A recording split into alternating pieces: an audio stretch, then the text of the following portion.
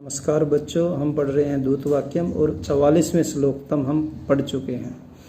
इससे आगे मैं श्लोकानुसार इसकी कथा वस्तु आपको बता देता हूँ, जिससे आपको स्वाध्याय करने में सरलता रहेगी।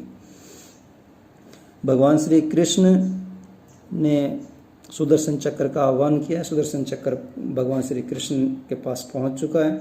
अब भगवान श्री कृष्ण दुर्योधन को बुलाते हैं और कहते हैं कि देखो, ये सुदर्शन चक्र है। यदि लवण जलम व कंदरम व गिरिना, कहीं छुप जाओ, समुद्र में चले जाओ, कंदरा में छुप जाओ, पर्वत में छुप जाओ, हैं, लेकिन फिर भी ये तुम्हें छोड़ेगा नहीं। अगर छोड़ दिया तो तुम मर जाओगे।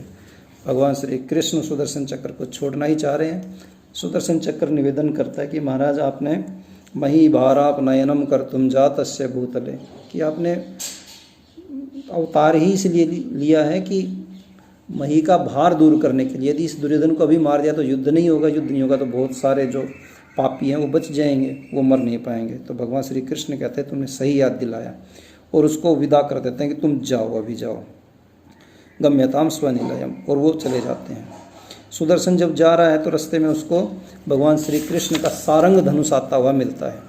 देखिए सारंग धनुष कैसा है, उसकी विशेषता, तनु मृदुल ललितांगम स्त्री स्वभावोपन्नम, बीच में से मध्य है, स्त्री के स्वभाव वाला है, ललित अंगों वाला है।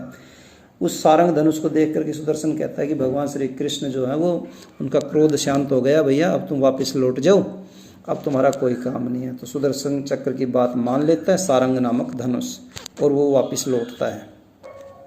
तभी आगे जब सुदर्शन चक्र बढ़ता है धीरे धीरे, तो उनको कौमुदकी, भगवान श्री कृष्ण की गदा का नाम है कौमुदकी, कौमुदकी आती हुई दिखाई देती है। देखिए कौमुदकी कैसी है, कौमुदकी का विशेषण मणि कणक विचित्रा चित्र मालोत्तरिया, चित्र विचित्र माला लटकी हुई है, उत्तरीय के रूप में, दुपट्टे के रूप में उसके बंधी हुई हैं, और सोने की है, कनक मणि लगी हुई है, चित्र विचित्र मणियाँ लगी हुई हैं। ऐसी वो कौमुदकी गदा है। तो कौमुदकी को भी पांचजन्य कहता है, नहीं, सुदर्शन चक्र कहता है कि आप भी लौट जाओ, भगवान श्री कृष्ण जो है उनका क्रोध शांत हो गया है। तो वो लौट जाती है। आगे जब जैसे सुदर्शन चक्र बढ़ता है तो पांचजन्य शंख, पांचजन्य नाम का शंख है, वो आता हुआ सुदर्शन चक्र को दिखाई दे रहा है। पांचजन्य शंख कैसा है, पूर्णेन्दु कुंद कुमुदोदर हार गौरा, पूर्ण इंदु के समान, पूर्णिमा के इंदु के समान, और कुंद के फूल के समान, और कुमुद के फूल के समान, और हार के समान, मोतियों का हार उसके समान, गौर वर्ण का, श्वेत रंग का है शंख, पांचजन्य नामक शंख। तो शंख को भी सुदर्शन चक्र कहता है कि भैया भगवान शिव वो भगवान वासुदेव जो हैं वो प्रसन्न हो गए हैं, उनका क्रोध शांत हो गया है, तो अब तुम वापस लौट जाओ। वो मान लेता है, आगे बढ़ता है। तो जैसे ही वो आगे बढ़ता है तो सामने से नंदकासी प्राप्त है। नंदक नाम की तलवार भगवान श्री कृष्ण की आ रही है भागी भागी।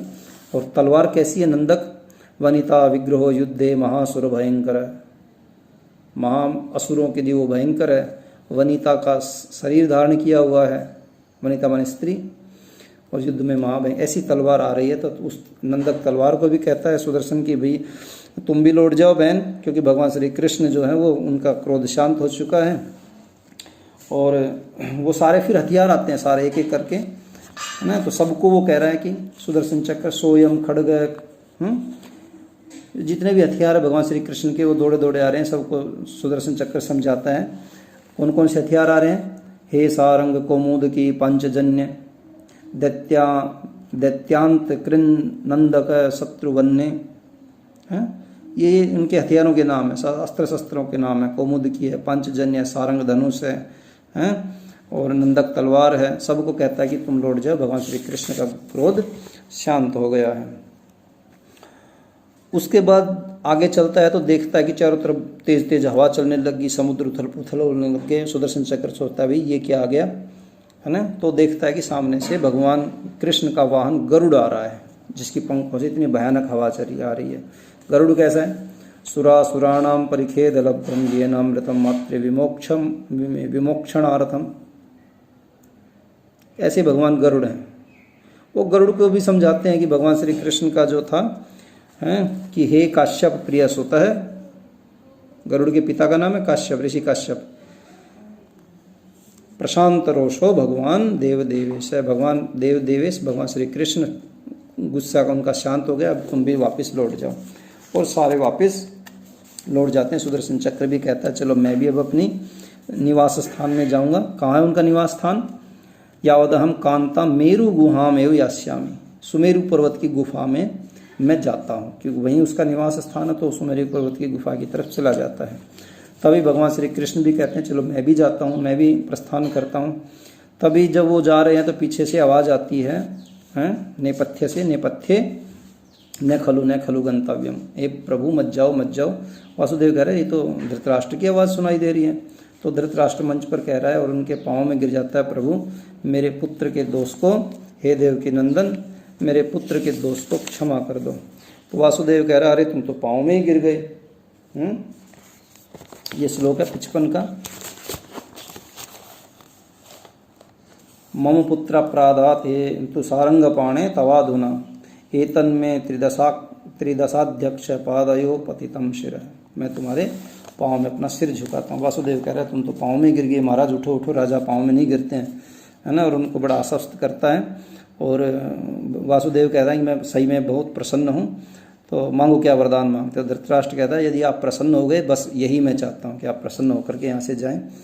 तो वासुदेव कह रहा है ठीक है तुम जाओ, फिर मिलने के लिए गच्छतु भवान पुनर्दर्शनाय, फिर मिलेंगे, तुम जाइए। तो धृतराष्ट्र उठ करके चला जाता है। भगवान श्री कृष्ण भी उठ करके, है ना, और पांडवों के शिविर की ओर जाते हैं। तभी सारे पात्र आकर के भरत वाक्य प्रस्तुत करते। भरत वाक्य वस्तुतः होता क्या है कि भरत वाक्य नाट्य शास्त्र के आदि आचार्य भरत मुनि को माना जाता है।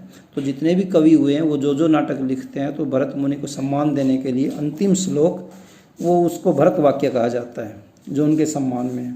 वस्तुतः भरत वाक्य में होता क्या है कि लोक मंगल कामना होती है कि सारा संसार सुखी रहे। सारे पात्र मिल करके ये भरत वाक्य बोलते हैं कि इमाम सागर पर्यंताम हिमवद विंध्य कुंडलाम महिम एकात पत्रांकाम राजसिंह प्रशास्तुन, कि हमारे राजसिंह, कुछ विद्वान तो कहते हैं कि राजसिंह राजा का नाम है और महाकवि भास उनके सभासद थे।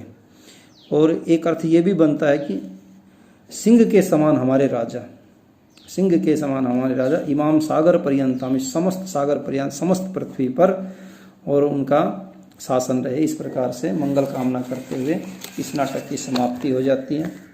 कुल 56 श्लोक इस नाटक में हैं। परीक्षा में 2 नंबर का छोटा क्वेश्चन भी आ जाता है।